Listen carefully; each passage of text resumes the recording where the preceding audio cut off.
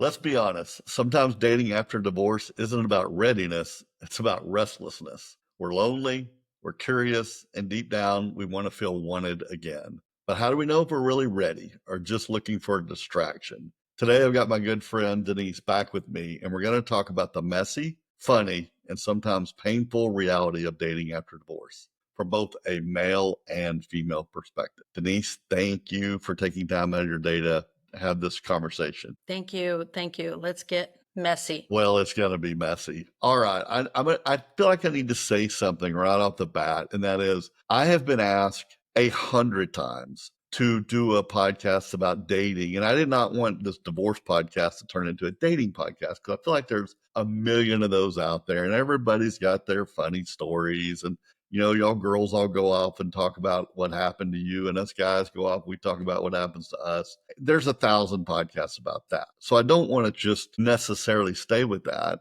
I've always wanted to have a lens of being a Christian and how that affects the milestones after divorce. But I got to be honest, sometimes it's hard to put theology on top of this nonsense. Like, it is really hard to date at our age. And I'm trying to understand, and this is what I want us to do today. I want us to talk about what part is gender differences, what part is society, cultural differences, and what part is age of just being empty nesters and older and wiser. Like, why is this thing so hard? What's going on? I mean, do you even have a clue of why it's hard? Or is it just this is the way it is? This is the difference between men and women. Like, how do you categorize it in your brain, all the struggles you have with dating?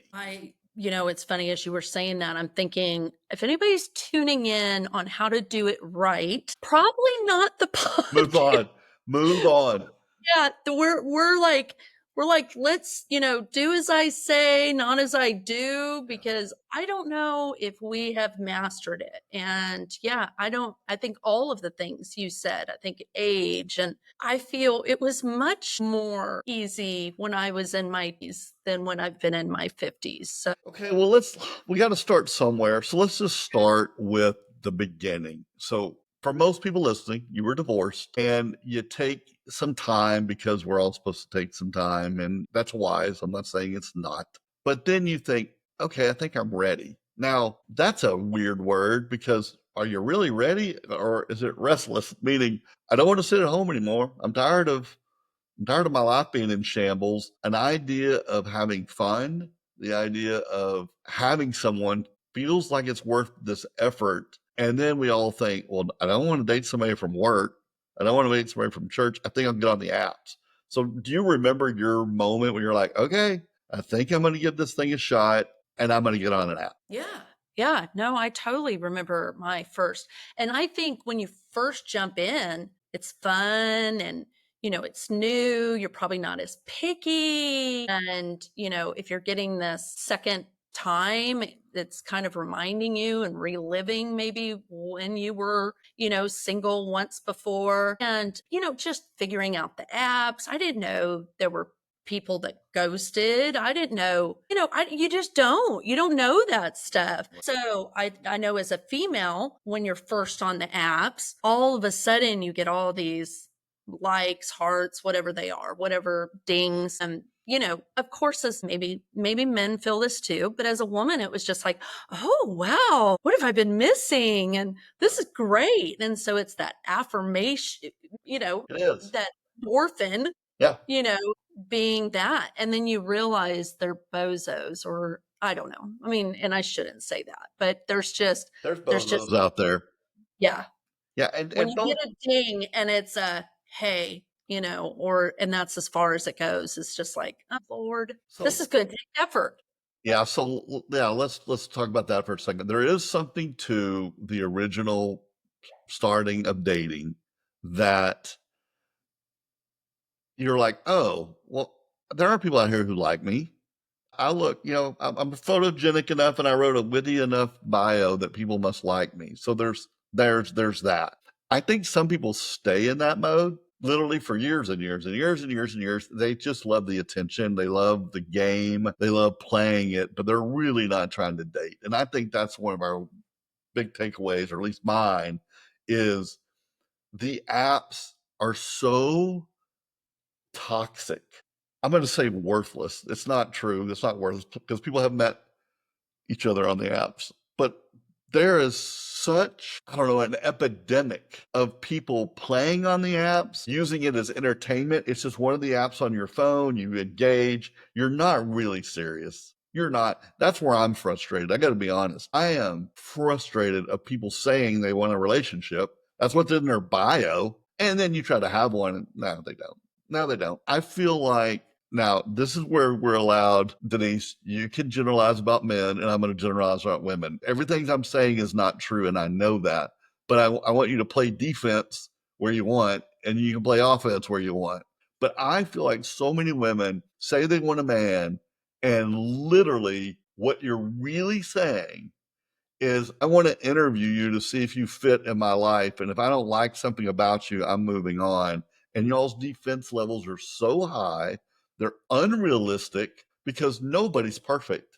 And there's something about an app that makes you just start judging people. Nope, too short, too tall, too this, too that. He didn't text the right words. Well, he should have said this on Thursday because we were going out on Saturday. I mean, y'all micro analyze every little thing that we do so much. You're not in any relationships. And then we get exhausted by it. And then we all get off the apps. They're like, I'm tired of playing this game. And I've talked to so many men are tired of pushing the rope uphill. And then I think that's why you all see our lack of effort, because we're like, after 100 mistakes, we just give up trying. Does that make sense? Yeah. No, I absolutely agree. I agree with all of that. And I mean, I feel like it's on the woman's side as well. Well, I have to say, I do see a lot more where you probably see women are, I'm looking for a relationship. On the female side, we see a lot of, I'm looking for casual, and I don't, maybe I'm on the wrong app, Well, you but know, see, you and you I've know. had this conversation. I think casual means something to you that it Mhm. doesn't necessarily mean. To you, it's a red flag. Oh, they're casual. They don't. They're just casual. I think. Okay, let's stop right here for a second because I want to really get down into this. This goes back. Okay, I'm going to pick on you a little bit.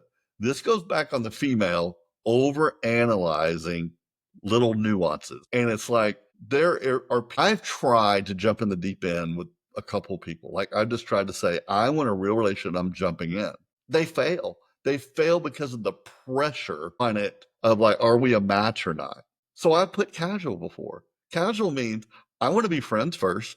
I want to keep it light, and we're going to see if we build a relationship or not.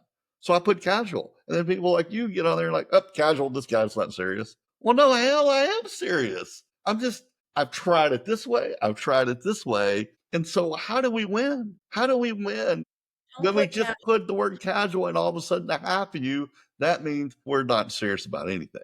That's not true. I don't think, Lace, again, my perspective is I think all of it is going into we're going to be casual. I'm obviously not going, hey, how much do you make? Where are your parents? What's your background? Those type of things. So the first couple of meetings are going to be casual.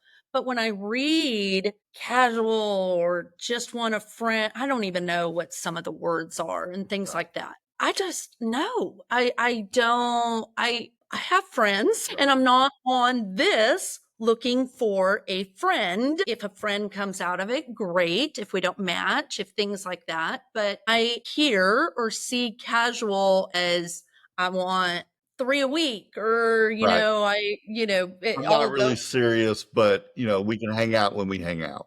And it Yeah, is it what it is. multiples. Casual to me means I'm even okay with, hey, if you obviously like we're not serious day 2. So I don't care if you have multiple dates kind of thing. Right. But if they're in the fact of, hey, I'm on this for casual encounters, Right, right. Well, that's a I think different there's story, I think. I yeah. think that one, I just think even just the setting of casual runs people off, and that drives me crazy. And then it's really funny. This is why I despise apps. Is then the conversation, I'd rather be hit in the shin with a hammer than, well, what are you looking for on this app? My gosh. Like, what? I don't know. I'm gonna have to cut meet and somebody. paste Like, come on. from your notes. Yeah. It's like, but it's asked all the time. Yeah. So I almost feel like, oh, hold on, let me go to my notes Right. and cut and paste. I'm looking, and I want to go the same thing as you are. Right. I What would are you hope that's for? where we're on Right. it.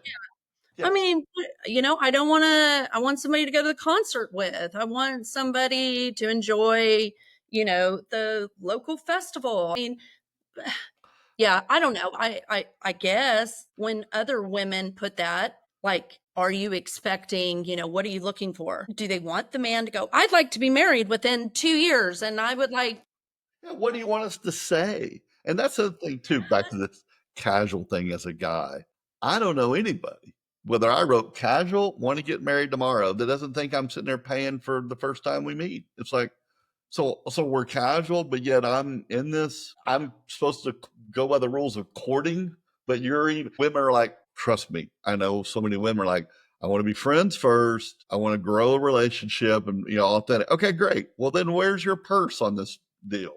Why am I paying and treating this like I'm the man pursuing? And you're saying, this is going to be a long journey to us to get to know each other for the next year before. What? I mean, that doesn't even make sense. It's not fair. I'm in a mood today. we are going to disagree on that one again. I think, and maybe I'm old school on that, but I think you set the tone for what you want, what you're looking for. And so I feel it is a gentleman's not responsibility. Oh, I know What I'm going to word get are you looking for there? I'd love to know. I know. And it was even what I told my boys when they started dating. Don't, if you ask somebody out, be prepared to pay. Okay, with that, with the female male role thing, I don't ask a man out. So, like, even if the conversation's great or everything like that, I want him to be the first one. So maybe that is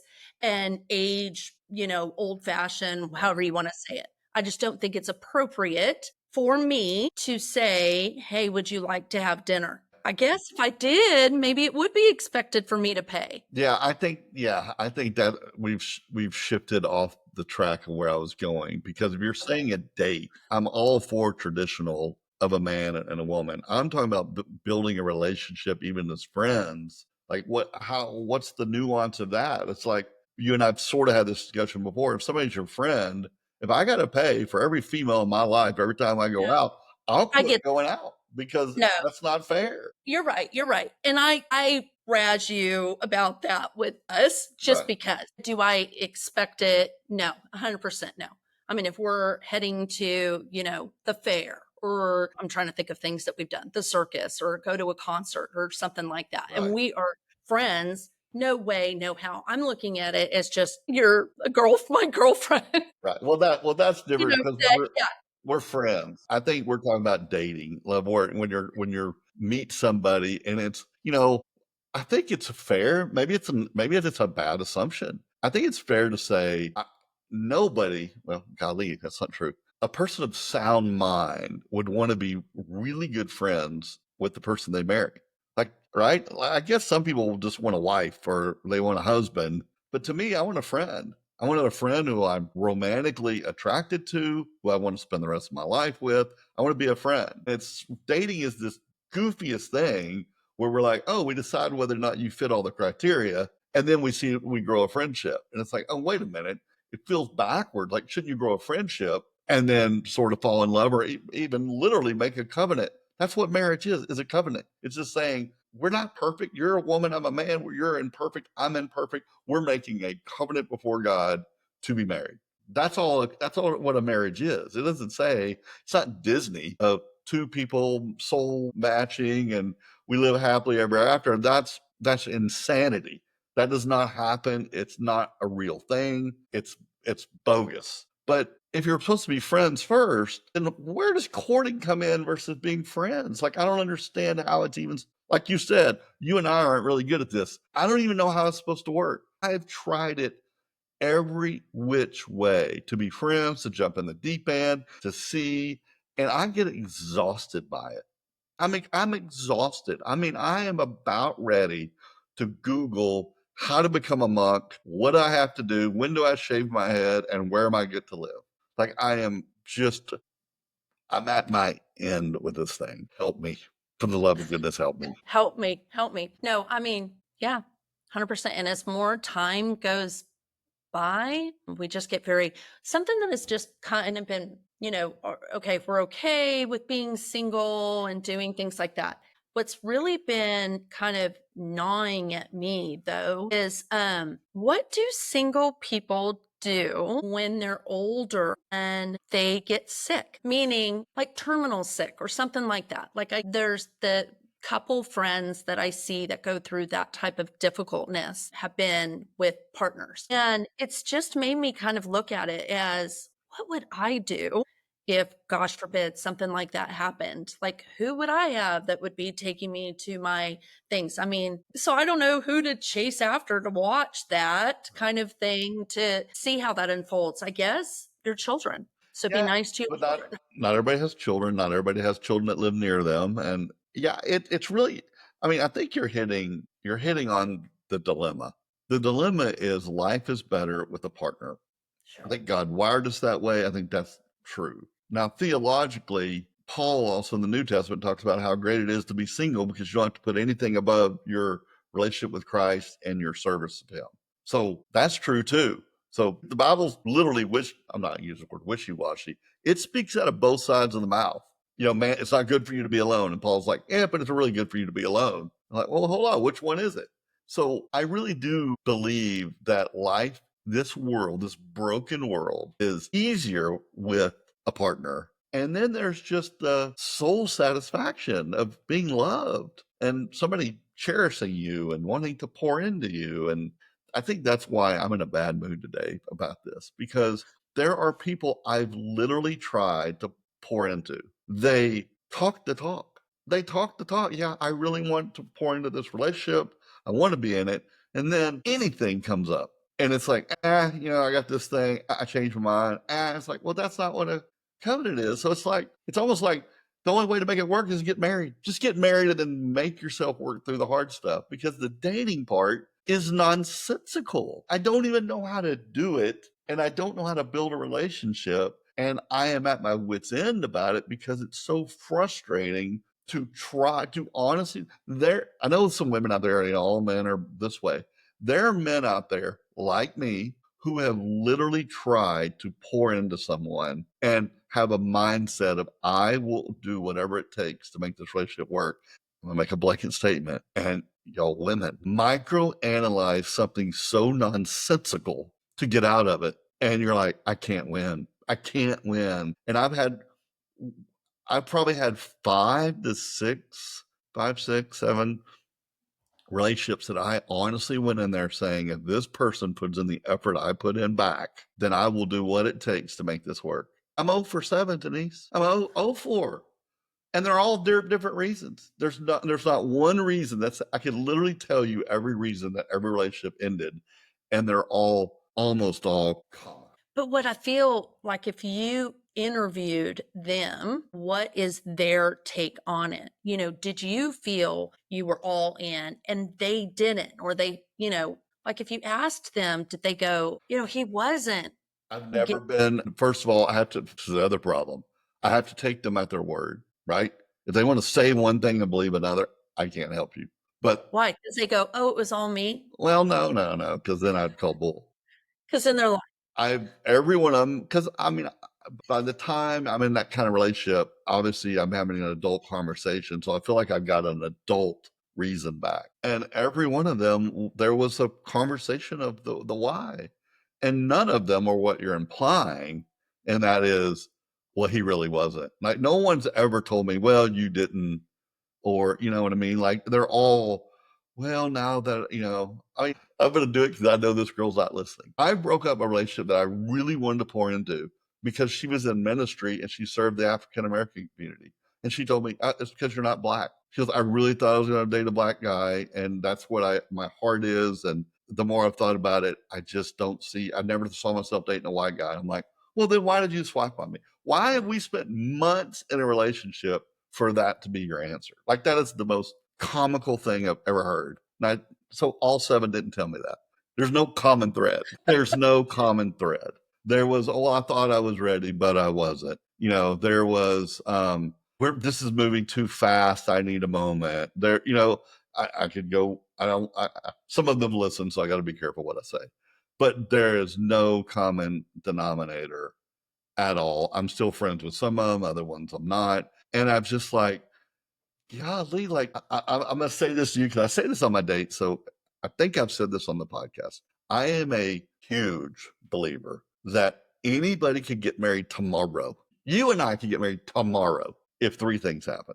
If we both love the Lord, we both are excellent communicators, and we both know what a covenant is. I believe those three things cover almost every problem because if you both love the Lord, that implies a lot. That implies it's going to affect your decision making. It's going to affect who you are as a person. That covers a lot. Being a great communicator covers a whole lot because now you know how to communicate. You can talk about, oh, when you do this, I'm triggered with this, and let's go to a counselor and blah blah blah. And then no one in covenant is saying, I'm not going to quit when things get hard because I'm in a covenant. It's not, well, we just don't love each other anymore. That doesn't count because you know what a covenant is. So those three things. So I've literally started my relationships with those trump cards saying, do you agree to these things? Oh yeah, I agree. I totally believe you. And then it's, whatever it is, that's the thing that they throw out as their reason. And you're like, oh, you're not serious about those three things then. Somebody once told me to add to those three things, and I thought this was pretty powerful. And I think it was something that I read. And, why have you been married, or what made it work for 50 years or whatever it was? And they said, we're two amazing forgivers. Yeah. Look at the balloons that went up. What was that? And I thought that was pretty dang powerful if you think about it, because we all fall short. We all, right now or this week, I'm not, pouring into him, or, short or sassy or whatever, because I've got this on my plate or whatever. Yeah. And that person has to be forgiving and show grace, and the same and vice versa. There's going to be days that person's not on and things like that. So that's something to add to that list is, Well, are you it's a great nuance. I would say it's covered by you love the Lord, because you love the Lord, you keep his commandments. He tells you what love is, and he says love is you don't remember trespasses. Like your grace is love. So if you love the Lord, you therefore love your neighbor. You therefore love your wife. You love your spouse. And by loving them, you would give them grace. You would forgive. You would, all the things you're talking about. There's all the nuances in there. But to me, it's covered by, if you right? truly love the Lord, then you can't be angry at your spouse. You can't, belittle her. You can't treat her like a human. You know what I mean? Like, you can't treat her like you would treat just anybody. They're you. That's you on the other side. That's God's child, and you treat them well, and you I don't know, you empathize with them. You give them grace. You love them. You love God. You love people. There's no other way around it. That tank, I feel, has to be greater for your partner, because I know, with whatever's going on, I could be super sweet to neighbor, hey, how's it going? And, yes, happy to help. But then come in, slam the door, and cranky. It's one of those where you're having a horrible, argument, frustrated about something, and then answer the phone. Hello. Right. It's Right. like we turn You can off, play or the game. yeah, what you give to everyone else by doing that Christian role of, Yep. showing love, but then remembering to do it and to be that forgiveness when the one that you can show your true colors with Boy, all the time. I think you hit on something that's super important. And this goes into why time is so important. It is so easy for us to play the game. We can go to work and, how you doing? And then we shut that door, and then you're cussing at the guy in front of you in the traffic. There's the public persona. That's the apps. Here's my best picture. Here's my wittiest line. Here's me wearing my best dress, and I curled my hair for you. And then there's about the 2 to 3 month mark where the walls come down and you start really getting their real feelings, because now you're in the car with them and they're cussing out the guy in front of you, and you're like, oh, okay, there it is. Now here's the real you, not the fake you. And it takes time to get to that. And so that's why, it's wisely you have to date somebody for a little while, because people can fake it. And I'm not even sure they're trying to fake it. I think you just said it. We all naturally know how to play this social game. And so you play it, and we all play the church game on Sunday mornings, which is why I not despise church. Don't take that out of context. I despise a church culture that many churches have of, let's all put on our best face on Sunday morning.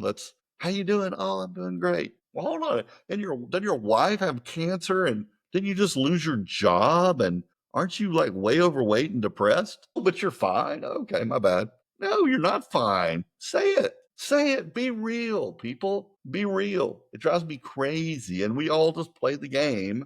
And I think that's the thing with the dating. So we're playing the game, and I'm like, I guess I still don't want to play the game, Denise. I just want to be who I am. I want somebody who sees me and is committed to saying, I'm going to take you, warts and all, the good and the bad. Instead of, we haven't got to this yet, in my mind with the women, it's the boss culture. It's just like, well, I'm my own person, I'm whatever, and I've created this great life for myself, and you better fit in and you better behave, or I'd rather be alone. And I'm like, okay, well, then I'm going to quit trying. I'm I know. tired of trying to break that dang wall down that y'all have. But remember, I think a lot of that is them saying it to remind themselves. Is divorces shook a lot of women that maybe put them in a role that they weren't in prior to. So if everybody gets married, let's say in their, is what's typical, or our generation, that's what you did. You either went to school and then you got married, and then you found yourself, either doing your job or raising children or things like that. When divorce happens, there's that separation of having to find themselves. And I find men identify a lot with what they do, and women more identify with family and, those type of things. It explains who they are. And so when that financial aspect is pulled, those that are saying I'm independent, they may have just recently found their footing in that. And they're saying it almost like an affirmation that they're It's a morning really affirmation. It comes yeah, out of like, I don't yeah. need a man. I'm fine. It's like, well, no, you don't need one. None of us need anything. But do you want one? Do you want one? Do you want somebody who cares about your day? Does it that when you, to your point, when you get sick, you want somebody there at the hospital? Like, do you want somebody in your life? Well, you're going to have to give up some of that independence. You're going to have to give up some of those rules that you and your friends create while you're drinking wine about, well, if he invited you for coffee for the first date, well, then he must not really want to put in any effort. Tell that woman to shut up. Tell her to shut up. That is not good advice. I feel like, it's almost where's that middle that doesn't make the men run the other way. So men don't want to hear, I don't need a man, I'm independent, I'm this. But you don't want to hear, I'm looking for somebody, I want to go back to my past life, I want somebody, that is going to raise my children or is going to play that role and provide for me. So there's that middle. That's fair. Uh, That I'm is a looking fair analysis of, partner. if you just lay down and say, I'm just looking for a man to support me and be the head of the house, and I just want to come do this traditional role, then I'll be like, well, that sounds like you're just wanting, I get it. I get it. So Right. and I think that goes back to what we were first started. Like, there is a difference of dating in your 50s when you're sort of empty nest. You are trying to figure out who you are. You have all the free time in the world to do whatever it is you want to do, and then you're like, well, how do I blend somebody into this life? And I mean, from my experiences, and I've only been single in my 40s and 50s. It's so much harder in my 50s than it was in the 40s. 40s, you don't even have these conversations. And to your point, in the 20s and 30s, when you're in child rearing years, you have a whole nother mindset up of like, oh, you got kids, I got kids, let's blend them together and we'll figure this out. Yeah. Empty nest dating is another animal that you're like, okay, I'm at a point now. I mean, I'm closer to 60 than I am 40s. And I'm at a point now where I'm like, I guess by the time I reach my 60s, if I'm not married, I'll just be single. I'll just be single. So I'm gonna throw something out, for my Christian friends that are listening, which I'm assuming most everybody's a Christian listening that you're not all my friends. My friends are going to think horrible of me, and you are too. But I'm going to have a Brace, transparent, brace myself. I'm going to have a transparent moment. Okay. Okay.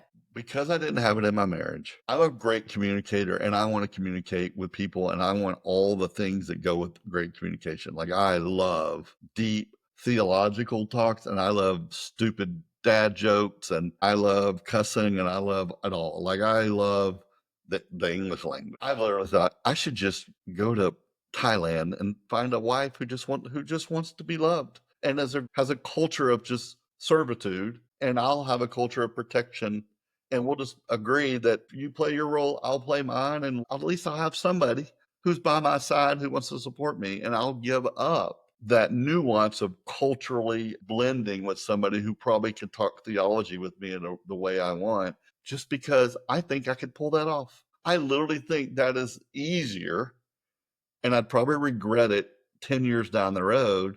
But the longer I push rope uphill trying to find my person, the more I understand why people do that. The mail order bride, I literally can grasp the concept now. Does that even sound crazy? I mean, I guess y'all don't do that like we do because men do go and get people. And I think sometimes the stigma is, well, yeah, you're a 50-year-old man, you're just going to look for a 20-year-old wife from the Philippines. No, I'm being dead serious. Like somebody who's just like, oh, yeah, a relationship. It's in their culture. You're my man, I'm your woman, and we're going to get married, and I'm going to do the roles of a woman, and you're going to do the roles of a man, and we'll get along great. Do you really feel like you even need to go to the Philippines? I mean, you don't think you could find that on the apps? Where? You tell me. Tell me. I don't think it's in our culture. I don't even know where to begin because you swipe, Americans swipe, swipe. are too opinionated. And I mean, but if at 60 you went and did that, I still don't think that that's giving you what it is that you're wanting to have, somebody that has the intelligent conversations and all of I this. agree. Not, Why not, yeah. Denise? Why not get those from my friends? You know what I mean? Why not just take my wife who barely speaks any English with me, with my friends, and we all just hang out and what do I have to? I think part of this goes back to what is the ideal wife? What does she have to be the best at everything? Like maybe she's just not a great communicator, but she loves me like that. Sort of like your thing is, who's going to be with me when I'm sick. My big thing I want is somebody to care. I just want somebody to care. How are you doing? Does your back need scratched? Are you hungry, babe? Can I get you anything to eat? Wow, good job. I noticed you did a really great thing at work today. Those are all the things I want. And I'm sorry, I'm in a mood and I'm going to regret all this I'm saying today.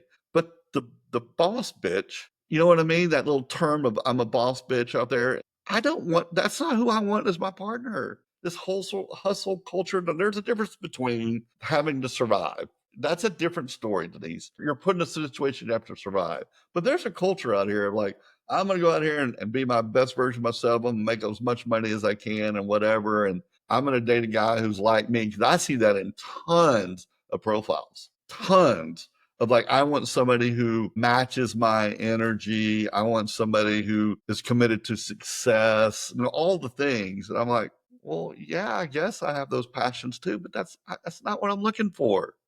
I'm not looking for that. And if that's what y'all want, there's 100 guys out there. Go get them. Go get them. But I'm exhausted with it, Denise. I just am. Sorry. You are in a mood. I'm You in a are in a mood. mood. You are in a mood. It's just You are.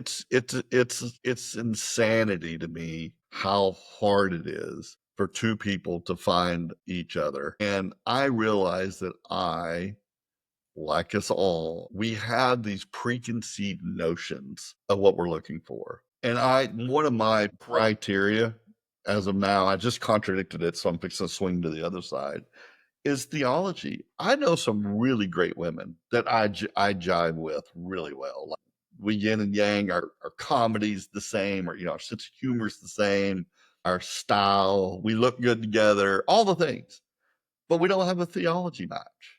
And it's like I just don't know I don't know what to do with that. I've really struggled with what spiritual level somebody has to be on to be my mate. And that's one of my things is I think I probably over require people to be really sophisticated in their theology before I will allow them in my life. And that's probably one of my, I don't know what to do with that because I don't know how to give it up because my theological training forces me to consider certain things really important. And if Right. it's not there, which, back to, I'm going to criticize the apps. There's nothing on the apps that lets me know how theologically sound somebody is until I spend time with them. And then it's like, yeah, okay, I can tell, not a match. Yeah. Yeah. And I was thinking of that too, that we're sitting here going, why isn't that person out there? And where do we find that person? And all of these other things. And I think it just comes back to, what if we're not the person, you know what I mean? Like, what do we have to change so we're more appealing? I don't know. I mean, I don't want to go, maybe I need to learn more theology so that I'm more appealing to, I don't want to change who I am with those type of things. But for some who have been on the apps and it worked and there was that chemistry, maybe they were at a right point in their life that they were able to give to that person Yeah. what that person needed. And maybe, I mean, we feel like we're healed. We Yeah. feel like we're trucking down, Yeah. but perhaps we're not. Yeah. Interesting. I was trying to keep this out of the theological thing today, but since God's involved in it all, it's hard to do that. I feel like one of the things y'all women have a dilemma with is if you love the Lord and know your Bible, how could you mesh your life with a man who's not going to be a good spiritual leader? Mm. I forget even leader, just a man who walks with God. And in a way, you should be testing whether they are or they're not. And so to me, y'all have the easiest throwaway. It's easy. You're like, I don't see any fruits in your life. Men say Christian, and then everything they talk to you about has It's not nothing to do with the Lord, has nothing to do with changing their behavior. It has nothing to do with the filter that they put on everything that they do. So to me, y'all have a blessing and a curse. You have a quick, that's not my guy. And the curse is you run through people left and right because you're like, I can't find my guy who loves the Lord. And on right. my side, I guess sometimes I over criteria. Well, do they love the Lord? But man, you listen to Joel Osteen. Oh my God, I can't even believe it. You know what I mean? It's like their spiritual level is what I'm judging, and I'm like, well, maybe if they love the Lord. So I've talked to my counselor about it. Like, where do you draw the line? Because not everybody has a deep knowledge of the Bible. Not everybody has all the blessings that I've been blessed with of what I know. And so I judge them, but I guess I should just look for somebody who's willing to listen, loves the Lord, and holds their theology loose. Because I can tell you all day long what I believe and why I believe it, but I still hold it loose because I'm willing to listen to other sides of just like tell me why you grew up Church of Christ. Tell me about that. Not well, church, Bible says this. I'm like, okay, well, now you're not willing to listen because you're just going to drop me some verses that you were taught when you were a kid. So it just makes me want to throw up. But yeah, I feel Uh, like you let's go back to that. So like how do you I mean, I'm assuming you've held your line. I'm assuming you haven't because sometimes you just get tired of blowing through God. You got to give people a chance, even though they say they're a Christian and you don't see it. Like, talk about that for a minute. I think I mean, I don't think I talk religion right out of the gate, nor has it ever been talked with me. I know that I click left or whatever if it says atheist, or they make a point to put in I there, hate religion. I do not believe in God and all this other stuff. And I'm like, okay, well, we're obviously not going to be a match. So go this way. I've only had one and I felt he was extreme the other way. We talked about our faith and I thought, oh, this is great, this is great. And then it was the extreme. um I mean, obviously there's the issue of premarital sex and things like that. And so we kind of went over that discussion. But then it was, I don't even want to hold hands or kiss someone until we get married. And I was worried that he was gay. I thought, okay, this is extreme the other way. It And feels I asked, I mean, I was yeah. intrigued. I was like, why?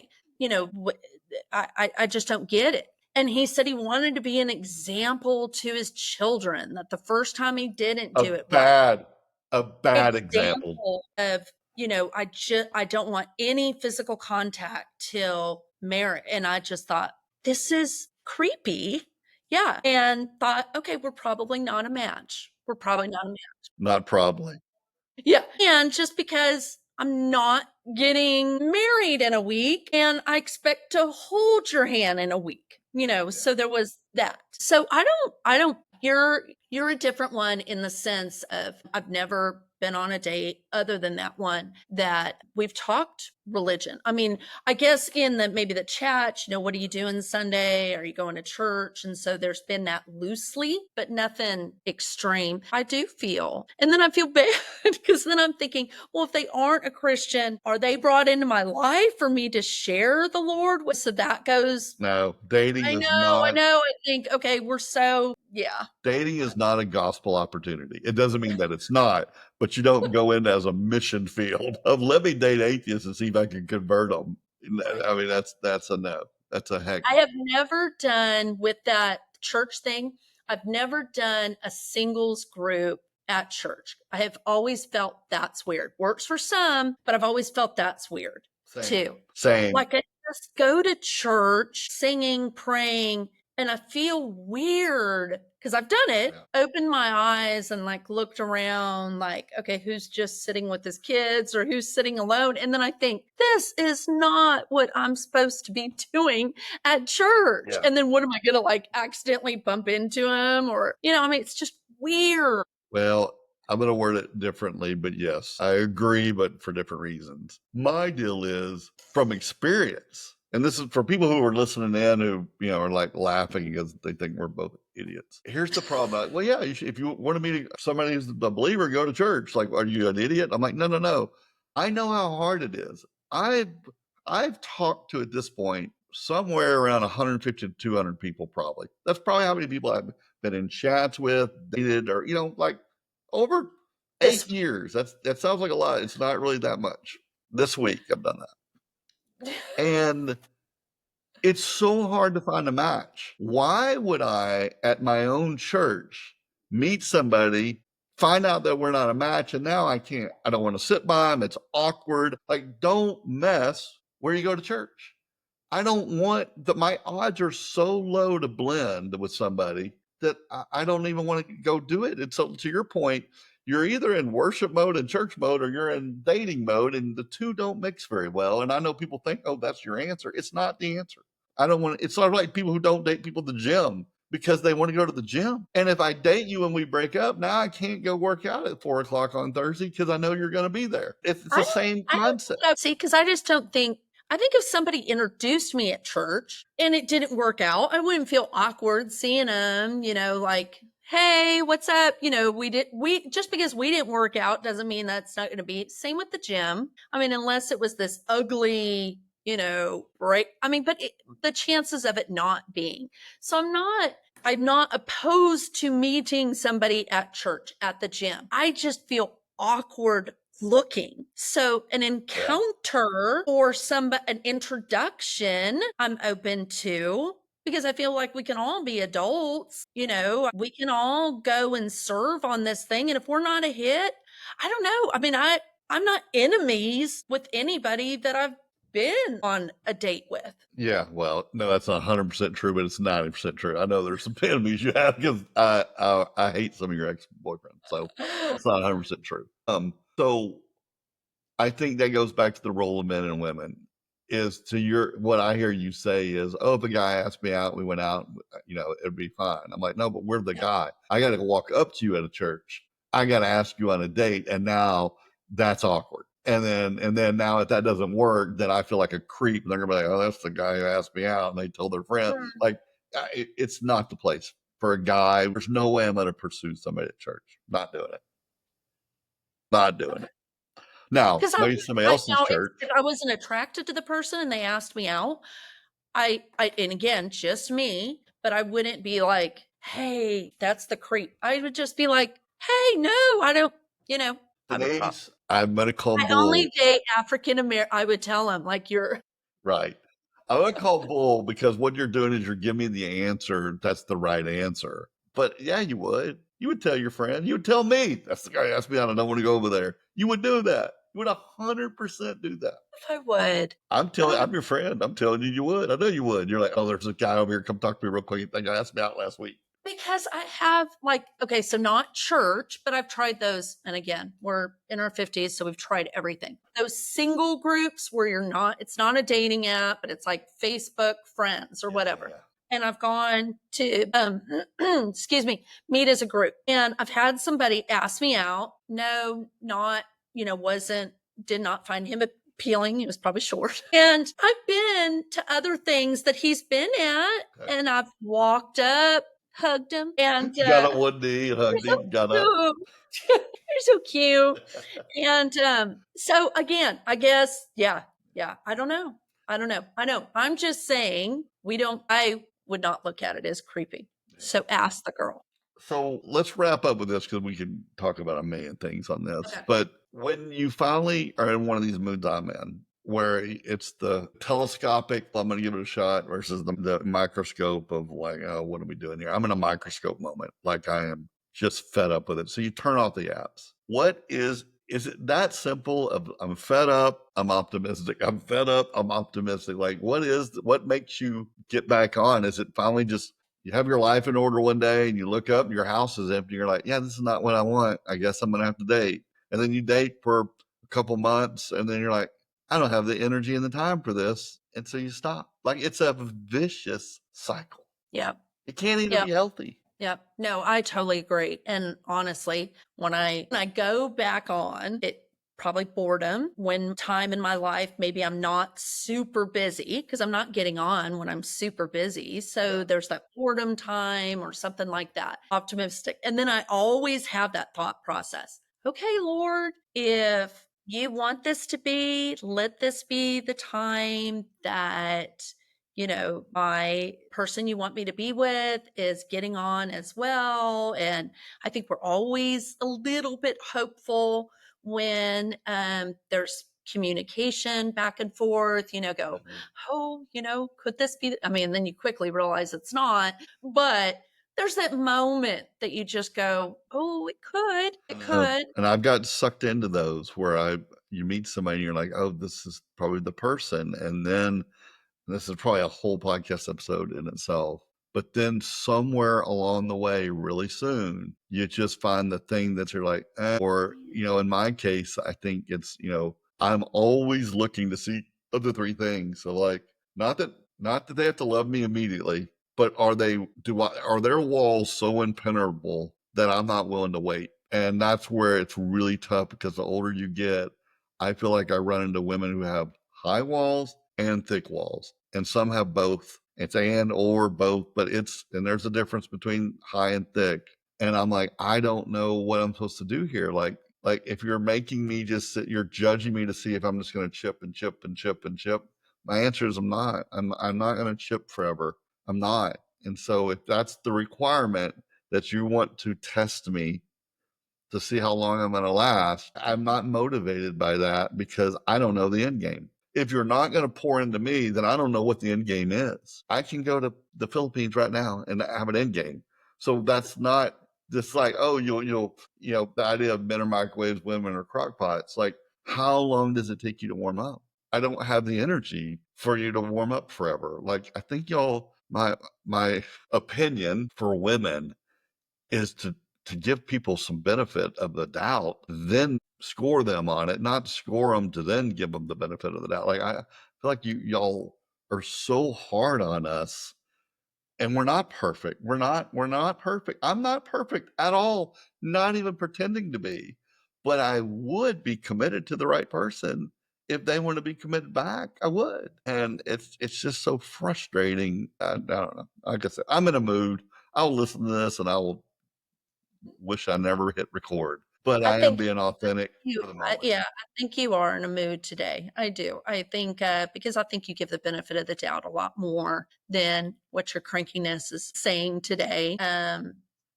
You know, I mean, if you go to the Philippines and you find the right one, but I think even the way you feel today, the mail order bride wouldn't even hit it. There's just, No, you're 100% right. No, yeah, 100%. I'm not even saying that's an authentic solution. I'm right. saying, have I thought about it? Yeah, I've been that desperate that I have. I've literally thought that would give me a companionship and somebody who might care about me, and then that's what I crave. I crave, it's not like I'm trying to, go back to my 20s or whatever, but I want somebody by my side too. And yeah, you're ready. That's another topic that I'm going to throw out there so we can remember it.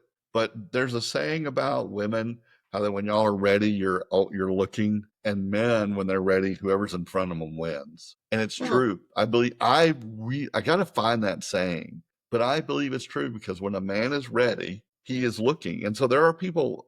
I'll say that to women. There are men out there who are honestly looking, and all you got to do is drop the card, and you got them. You got them because when they're ready, they're ready. And it's like, hold your line. Yeah, 100% hold your line. It's not like we're all just trying to get married. Like, hold your line for your right person. But there are people out there who are just, all men aren't garbage. All men aren't dogs. All men aren't whatever. There are moments where people, I think that's why I'm frustrated today, Denise, is that I've had people that I'm in relationship to say they want to be in one, but the evidence is contrary. It's contrary. And I think that's where I'm frustrated because And I think we've all been there. I think we've all been there. I mean, I told you I just recently felt like there was a connection, and then it kind of, and I was just like, why? I mean, we were both feeling that, but again, he was at a point, and I'd rather him better to know express early. it. Yeah, better know early than never. And I had to be okay with that. And it is, It is what it is. Okay. Thank you for the discussion. Go sell some houses in Dallas, I'm and gonna try. we'll we'll continue the conversation. Thank you. Talk to you soon. If you like this content, then subscribe for even more resources, fun, laughter, and sound advice for Christians adventuring in unyoked living.